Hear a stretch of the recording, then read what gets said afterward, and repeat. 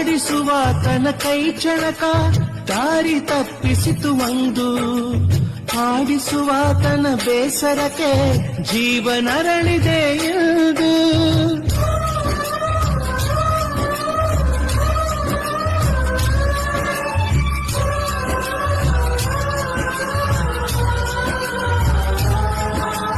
ಹುಚ್ಚುಚ್ಚಾದ ಪ್ರೀತಿಯನು ಮೆಚ್ಚಿ ಕುಣಿದಳು ಒಂದು, ಕುಣಿಸೋನೆ ಅವನೆಂದು ಮರೆತೆ ಹೋದಳು ಎಂದು. ಜೀವನ ಹುಡುಕುತ್ತ ಸಾವಿನ ಬಳಿ ಬಂದೆನ, ಸತ್ಯವ ಮರೆತೆನ ನಿಶ್ಚಯ ತೊರೆದೆನ, ಸಾವು ಒಪ್ಪದ ಸಂಗತಿ ಇದೇನಾ, ಸಾವು ಒಪ್ಪದ ಸಂಗತಿ ಇದೇನಾ.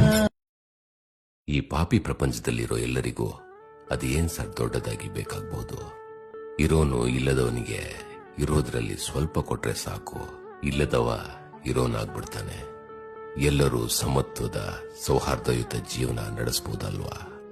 ಇಲ್ಲಿ ಇಲ್ಲದವನಿಗೆ ಇರೋನು ಏನಾದ್ರೂ ಕೊಡಬೇಕು ಎನ್ನುವ ಮನಸ್ಸೇ ಇಲ್ವೇ.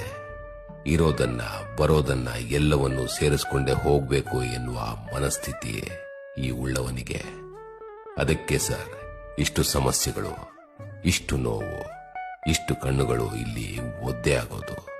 ಎಲ್ಲಿ ನೋಡಿದರೂ ಬಡತನ, ತಡಿಯಕ್ಕೆ ಆಗದಿರೋ ಅಷ್ಟು ಕಷ್ಟಗಳು, ಒಪ್ಪೊತ್ತು ಊಟಕ್ಕೂ ಗತಿ ಇಲ್ದಿರೋ ಪರಿಸ್ಥಿತಿ. ಕೋಟಿ ಕೋಟಿ ಮಾಡಿ ಏನ್ ಸರ್ ತಗೊಂಡು ಹೋಗ್ತೀವಿ?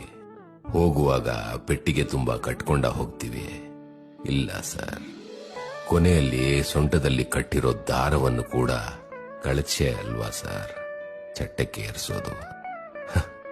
ಆಳೇ ಇರಲ್ಲ, ಆಡಂಬರ ಯಾವ ಪುರುಷಾರ್ಥಕ್ಕೆ ಸರ್.